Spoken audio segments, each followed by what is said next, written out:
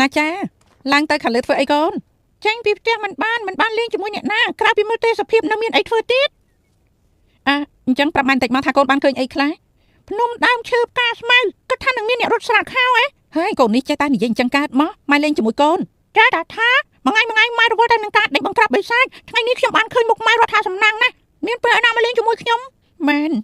ជាកំហុសរបស់ម៉ែក៏ចង់លេងជាមួយកូនឲ្យច្រើនដែរតែម៉ែមានតួនាទីការពារទីក្រុងនេះបើប្រែកលាបានប្រហែលជាល្អ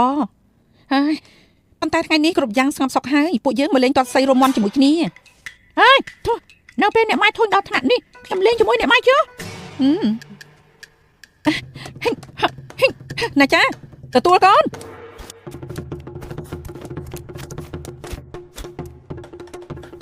លោកស្រីខ្ញុំថាពាក់អាវក្រោះការពារសិនទៅឯងនិយាយឈួតស្អីពាក់អាវក្រោះលេងជាមួយកូនខ្ញុំហ៎ទាត់សីនឹងធ្វើឲ្យខ្ញុំស្លាប់ហ៎អ្នកម៉ែចាំទទួលបានកូនអ្នកម៉ែមិនអីទេហ៎មិនអីទេកូនពូកែឲ្យអាវក្រោះមកអញ្ចឹងខ្ញុំនឹងទាត់តិចមិនបាញ់ទាត់ឲ្យខ្លាំងមកកូនពូឯងមកលេងជាមួយខ្ញុំមក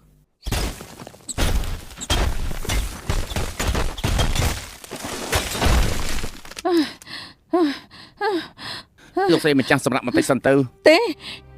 ខ្ញុំទៅរួចពួកឯងមើលចុះកូនខ្ញុំសប្បាយខ្លាំងប៉ុណ្ណាខានឃើញគេមានក្តីសុខបែបនេះយូរហើយប៉ុន្តែពួកខ្ញុំទៅលេងរួចហើយលោកស្រីបីសាច់ព្រីទឹកចេញមកអុកឡុកអ្នករបស់ជាង10នាក់ទៅជួយជាបន្ទាន់អ្នកម៉ែចាំទទួល